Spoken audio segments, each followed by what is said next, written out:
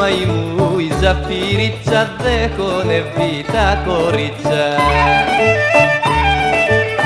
γιατί αγαπά το σταυρό τον ατσιγκάνο το μαυρό, που για το δικό της σκέφτει όλο και βαράει το τεφί.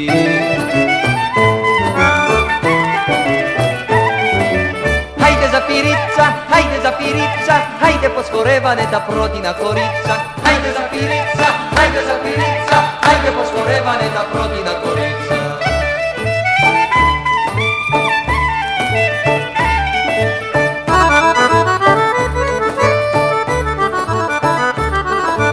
Τις προάλλες τα είχε βάλει με την κορή του μπακαλί, που κατεβαίνα απ' τη σούστα και της εσχίσε τη φούστα.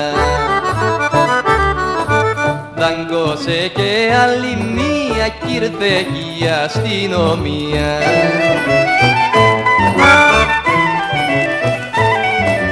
Χάιντε ζαφυρίτσα, χάιντε ζαφυρίτσα, χάιντε πως χορεύανε τα πρότινα κορίτσα. Χάιντε ζαφυρίτσα, χάιντε ζαφυρίτσα, χάιντε πως χορεύανε τα πρότινα κορίτσα.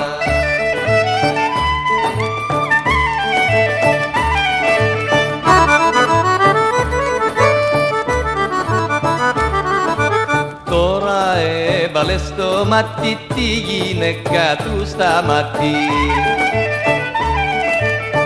που αρέσει και του σταυρού του ατσιγκάνου του μαυρού,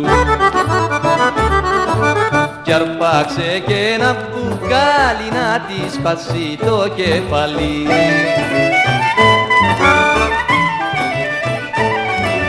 Χάιντε ζαφυρίτσα, χάιντε ζαφυρίτσα, χάιντε πως χορεύανε τα πρότινα κορίτσα.